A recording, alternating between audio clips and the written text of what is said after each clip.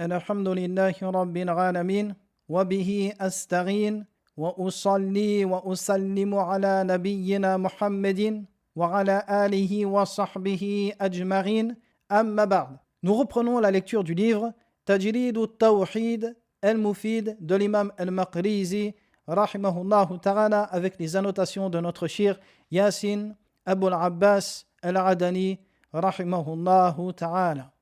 Dans les leçons précédentes, l'auteur a mentionné des points extrêmement importants. Le premier, il a mentionné que la cause de l'égarement des communautés revient souvent à deux causes. La première, la mauvaise opinion du serviteur qu'il a de son créateur. Et la deuxième, le fait qu'il ne l'a pas estimé à sa juste valeur, c'est-à-dire qu'il n'a pas concrétisé le dogme correct et conforme à l'islam en ce qui concerne son créateur, dans la perfection de ses noms, ses attributs et ce qu'il renferme. Ensuite, l'auteur a mentionné que les gens, du point de vue du verset « Iyyaka na'budu wa iyyaka nasta'in », c'est-à-dire « c'est toi seul que nous adorons et c'est de toi seul dont nous implorons le secours ». L'auteur a dit que du point de vue de « al-istirana wa al-ibada », c'est-à-dire du point de vue de l'adoration et de la recherche du secours auprès d'Allah, les gens se classent en 4 catégories. La plus noble d'entre elles, la plus vertueuse, ceux qui ont voué leur culte exclusivement à Allah et dont la recherche de secours ne se fait qu'auprès de leur créateur. Et ceux-ci sont les vrais monothéistes.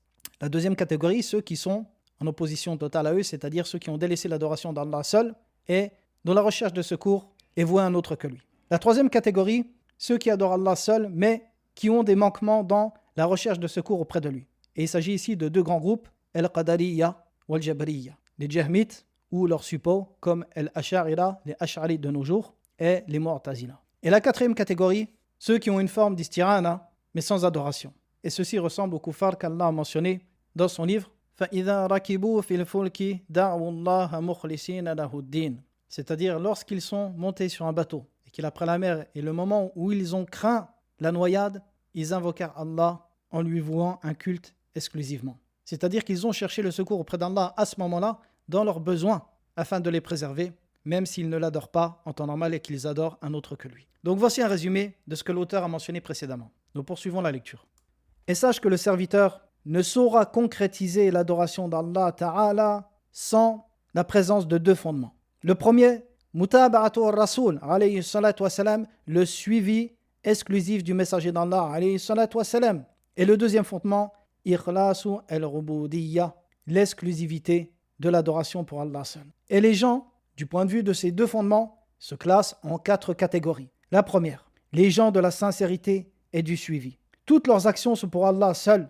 Leurs paroles, ce qu'ils dépensent et restreignent, ce qu'ils aiment et détestent. Tout cela est pour Allah Ta'ala. Et ils ne recherchent rien à travers cela auprès des serviteurs. Pas même leurs remerciements. Plutôt, ils considèrent les gens comme les morts dans les tombes, qui ne possèdent ni la capacité de leur nuire, ni de leur profiter. Qui n'ont pas la capacité ni de faire vivre, mourir ou ressusciter. Car personne ne se comporte de la sorte avec une des créatures, si ce n'est dû à son ignorance de son créateur et des créatures.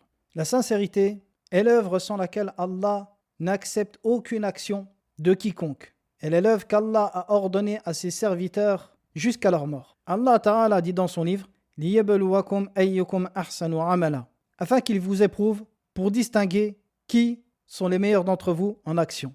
Il dit encore « Inna ja'alna ma 'ala al-ardi zinatan laha linabluwahum ayyuhum ahsanu amala » Et nous avons fait de ce qui se trouve sur la terre une parure pour elles, afin de les éprouver et distinguer qui sont les meilleurs d'entre eux en action. Et la meilleure des actions est celle qui est la plus sincère et la plus correcte. Et la sincérité réside dans le fait qu'elle soit vouée à Allah et son caractère juste et correct, le fait qu'elle soit conforme à la sunna du messager d'Allah alayhi salatu wa salam. Et il s'agit de l'amal salih, de l'œuvre pieuse qui est mentionnée dans la parole d'Allah Ta'ala فَمَنْ كَانَ يَرْجُو لِقَاءَ رَبِّهِ فَلْيَعْمَلْ عَمَلًا صَالِحًا. Quiconque donc espère rencontrer son Seigneur, qu'il fasse de bonnes actions. Les savants ont mentionné que le terme amalan salihan, bonne action, dans ce verset, veut dire ce qui est conforme à la sunna du prophète alayhi salatu wa salam. Et à la fin du verset, فَلْيَعْمَلْ عَمَلًا صَالِحًا وَلَا يُشْرِكْ بِعِبَادَةِ رَبِّهِ أَحَدًا. Dans le sens du verset est qu'il n'associe personne à l'adoration de son Seigneur. Donc vous voyez ici que dans ce verset, Allah a mentionné amalan salihan, donc l'action qui est conforme à la sunna du prophète, alayhi salatu wassalam, puis il a interdit que celle-ci soit vouée à un autre que lui. Wala yushrik bi ibadati rabbihi ahada. Et ici, donc, il s'agit de al-ikhlas. Donc, les deux, al-ikhlas, la sincérité, et le suivi du prophète, alayhi salatu wassalam, sont mentionnés dans ce verset. Et c'est également al-amalul hasan, qui est mentionné dans la parole d'Allah Ta'ala. Alors, al-amalul hasan, on peut le traduire donc par la belle action.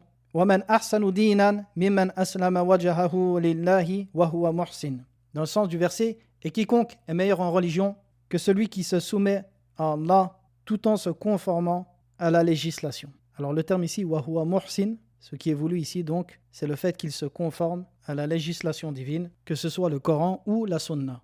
Et c'est ce que le prophète alayhi salatu wassalam a ordonné dans le hadith, كُلُّ عَمَلٍ لَيْسَ عَلَيْهِ أَمْرُنَا فَهُوَ رَدٌّ. Toute action qui n'est pas conforme à notre affaire sera rejetée. Donc, toute action dépourvue de suivi du messager d'Allah alayhi salatu wassalam ne fait qu'accroître celui qui l'accomplit en éloignement d'Allah Ta'ala. Car certes, Allah Ta'ala ne s'adore que par ce qu'il a ordonné et non par les passions ou les opinions. La deuxième catégorie, ceux qui n'ont ni sincérité pour Allah et ni suivi du prophète alayhi salatu wassalam. Et ceux-ci sont les pires des créatures. Ils sont ceux qui accomplissent des actions de bien en apparence, par ostentation, devant les gens. Et cette catégorie comporte principalement ceux qui se sont écartés de as-sirat al-mustaqim, parmi ceux qui s'affilient à la science, au fiqh, à l'adoration ou encore à la pauvreté. Cheikh Yassine nous dit ici en annotation, il fait référence aux soufis. L'auteur nous dit, car ils accomplissent les innovations et font preuve d'égarement, d'ostentation et de recherche de réputation. Ils aiment qu'on fasse leurs éloges par ce qu'ils ne font pas. Et c'est sur ce type de personnes que la parole d'Allah Ta'ala fut révélée.